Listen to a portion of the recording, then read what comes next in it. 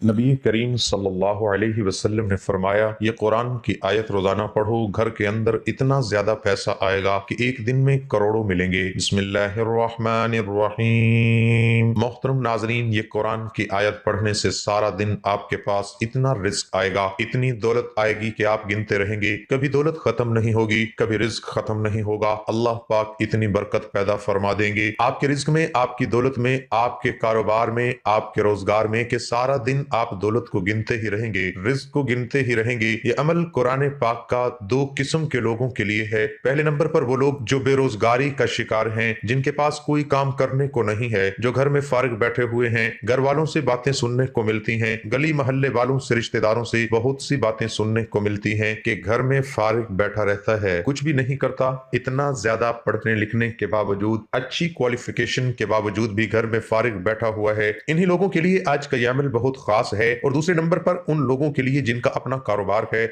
जिनका अपना कोई काम है, जो अपने मुल्क से बाहर होते हैं, अपने मुल्क में होते हैं और उनके साथ मसला यह है कि उनका काम बंद हो गया है, उनके कारोबार में रुकावटें आना शुरू हो गई हैं। जैसा काम पहले चल रहा था वैसा अब नहीं चल रहा। जिस तरह पहले मुनाफा होता था, कारोबार में बरकत थी, तरक्की हो रही थी, अब इस तरह काम नहीं हो रहा। मुख्तलिफ किस्म की रुकावटें बन गई हैं, जिसकी वजह से काम अधूरा रह गया है और गुजारा बड़ी मुश्किल से हो रहा है। इन दो किस्म के लोगों के लिए आज का ये बहुत ही खास अमल है, कुरान पाक का अमल है। कुरान पाक को तो हर मुसलमान मानता है, यकीन रखता है कि जो कुछ अल्लाह पाक ने फरमा दिया है वो हक है, वो सच है और वो होकर ही रहता है। जो अल्लाह पाक ने कुरान पाक में फरमा दिया है, रिस्क, दौलत, पैसा, ये हर इंसान को उसके नसीब के साथ ही मिलता है। बहुत से लोग ऐसे होते हैं जो दिन रात मेहनत करते हैं, रातों को जागते हैं, फिर कहीं जाकर उनको दौलत मिलती है, पैसा मिलता है। लेकिन कुछ लोग ऐसे भी हैं जो कुर्सी पर बैठे बिठाए, अपने दफ्तरों में बैठे बिठाए थोड़ा सा वक्त देते हैं और अच्छे भले पैसे कमा लेते हैं, अच्छी भली दौलत कमा लेते हैं। बहुत से लोग आपको ऐसे देखने को मिलेंगे जो मेहनत कम करते हैं, उनको पैसा ज्यादा मिल जाता है, और बहुत से लोग ऐसे आपको देखने को मिलेंगे जो मेहनत ज्यादा करते हैं और उनको पैसा कम मिलता है। मोहतरम नाजरीन, एक शख्स एक तजर्बा कार आलिम दीन की खिदमत में हाजिर हुआ और कहा, जब मैंने अपनी बीवी को शादी से पहले पसंद किया तो ऐसा महसूस होता कि अल्लाह ने दुनिया में इस जैसा किसी को नहीं बनाया, और जब इसको निकाह का पैगाम भेजा तो मुझे महसूस हुआ कि बहुत सी दूसरी औरतें भी खूबसूरती में इसके मिसल हैं, और फिर जब मैंने इससे शादी कर ली तो मुझे महसूस हुआ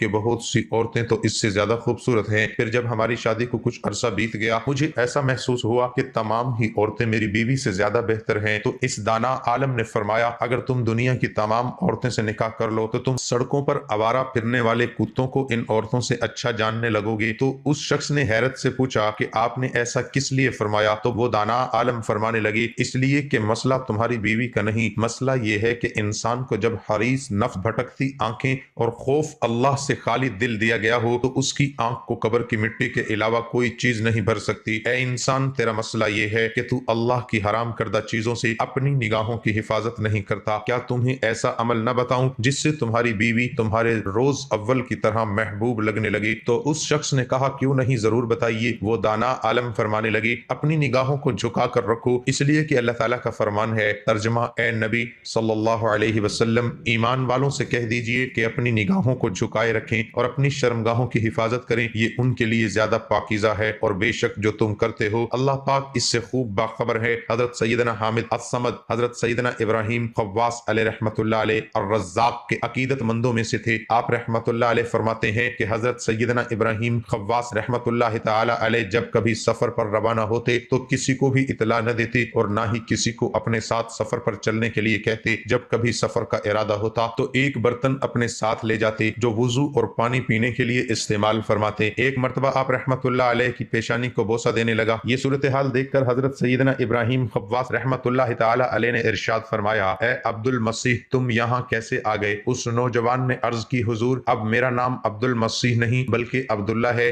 यानी अब वो ईसाई मुसलमान हो चुका था। आप रहमतुल्लाह तआला अलैहि ने फरमाया, अपना पूरा वाकया बयान करो कि तुम किस तरह मुसलमान हुए, तुम्हारी जिंदगी में ये इनकलाब कैसे आया? उस नौजवान ने अर्ज की, हुजूर, जब आप रहमतुल्लाह तआला अलैहि मुझे छोड़कर आ गए थे तो मैं वहीं मौजूद रहा और मेरे दिल में ये ख्वाहिश मचलने लगी कि आखिर मैं भी तो देखूं कि वो मक्का मुकरमा कैसी जगह है जिसकी तरफ मुसलमान सफर और हिजर की सोबतें बर्दाश्त करके हर साल हज के लिए आते हैं। आखिर इसमें ऐसी क्या अजीब बात है?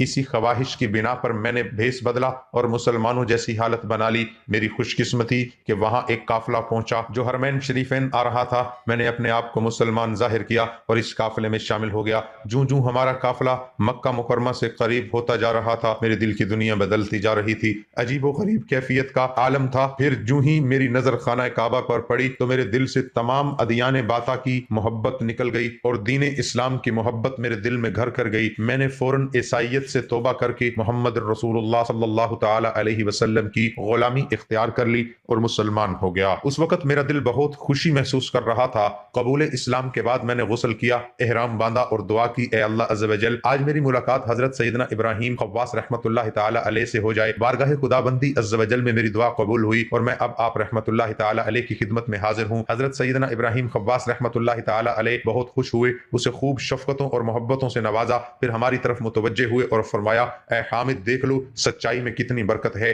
اس نوجوان کو حق کی تلاش تھی اور یہ اپنی طلب میں سچا تھا، لہذا اسے حق مل گیا، یعنی یہ اسلام کی دولت سے مالا مال ہو گیا۔ پھر وہ نوجوان ہمارے ساتھ ہی رہنے لگا اور بہت بلند مرتبہ حاصل کیا، بالا آخر وہ دار فنا سے دار بقا کی طرف روانہ ہو گیا۔ محترم ناظرین، اب چلتے ہیں وظیفے کی جانب۔ عمل یہ ہے کہ صبح اٹھنے سے پہلے، یعنی جب بستر سے اٹھیں تو اپنے بیڈ سے، اپنی چارپائی سے نیچے اترنے سے پہلے صرف 14 مرتبہ قرآن پاک کی اس آیت کو پڑھ لیتا ہے تو سارا دن اس کے پاس رزق ختم نہیں ہوتا، دولت ختم نہیں ہوتی، اللہ پاک اس کو اتنا مالا مال فرما دیتے ہیں۔ آج ہم آپ کو سلام قول من رب الرحیم پڑھنے کی فضیلت، وظیفہ اور طاقت بتانا چاہتے ہیں۔ اگر آپ صبح یا شام کے وقت سورۃ یاسین شریف کی اس چھوٹی آیت کا وظیفہ پڑھتے ہیں تو اس سے آپ کو کیا فائدہ حاصل ہوتا ہے؟ تو میرے ناظرین، سب سے پہلے بات کرتے ہیں سلام قول من رب الرحیم کی فضیلت کے بارے میں۔ ناظرین، قرآن پاک میں ہر مشکل و بیماری کا حل موجود ہے، بس عقیدہ مضبوط ہونا چاہیے۔ قرآن پاک میں اللہ پاک کا ارشاد ہے کہ اور ہم قرآن میں وہ چیز اتارتے ہیں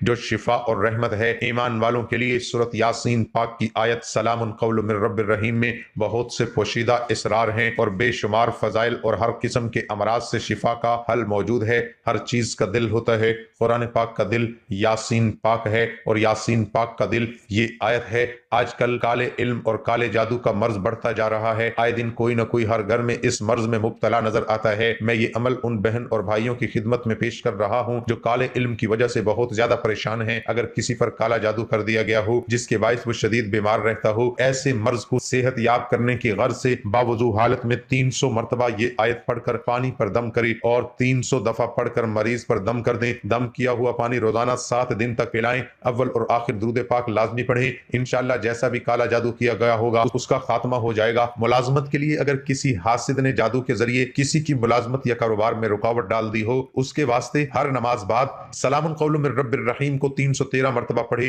انشاءاللہ ہر قسم کی رکاوٹ دور ہو جائے گی۔ ناظرین، ایک شخص نے مجھے بتایا کہ میں جب بھی موٹر سائیکل پر گھر سے نکلتا ہوں تو سلام قول من رب الرحیم کا ورد شروع کر دیتا ہوں، اس کی برکت سے ہر قسم کے حادثات اور پریشانیوں سے بچا رہتا ہوں۔ 2 مرتبہ تو یقینی حادثوں سے اللہ پاک نے مجھے اس آیت کی وجہ سے بچا لیا۔ ایک لڑکا اپنا تجربہ بتانے لگا کہ میں سلام قول من رب الرحیم صبح فجر کی بعد تسبیح کرتا ہوں، جس کی وجہ سے میرا دل نیکی کی طرف مائل ہونا شروع ہو گیا ہے، نماز میں خشوع و خضوع مل گیا ہے، ذکر و درود پاک پڑھنے کو خوب دل کرتا ہے۔ اللہ پاک نے جھوٹ، غیبت، چغلی سے بچایا ہوا ہے۔ سلام قول من رب الرحیم کی فضیلت اور اہمیت بہت ہی زیادہ ہے۔ ناظرین، اگر کوئی بھی شخص روزانہ سلام قول من رب الرحیم کو پڑھنے کا معمول بنا لیتا ہے تو اس کے کیا فوائد حاصل ہوتے ہیں یہ خود آپ جان کر حیران رہ جائیں گے۔ میرے ناظرین، یہ آیت اچھی شادی کے لیے بہت مجرب ہے، اچھا رشتہ ملنا خوش بختی کی دلیل ہے، کیونکہ بے شمار لوگ شادی کے مسئلے میں پریشان ہوتے ہیں۔ اس پریشانی کا حل یہ ہے کہ سلام قول من رب الرحیم کو 40 دن تک روزانہ 12,900 مرتبہ پڑھے، انشاءاللہ اچھا رشتہ مل جائے گا اور شادی میں سکون ملے گا۔ جو شخص اس آیت کو روزانہ 129 مرتبہ پڑھنے کا معمول بنا لے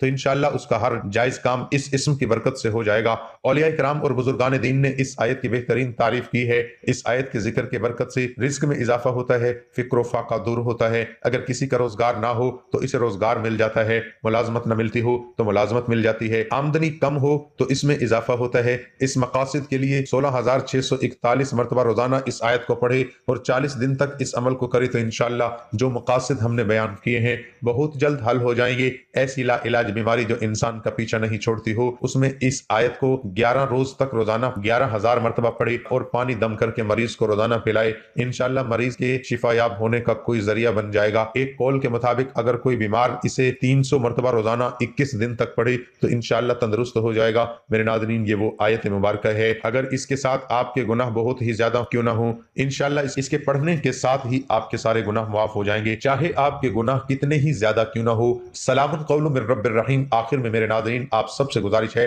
कि इस अमल को दूसरे भाइयों तक सदका जारिया की नीयत से शेयर कर दें। नाज़रीन, कमेंट बॉक्स में अल्लाह ताला के 99 नामों में से एक नाम जरूर टाइप करें। अल्लाह हम सबका हामी और नासिर हो, आमीन।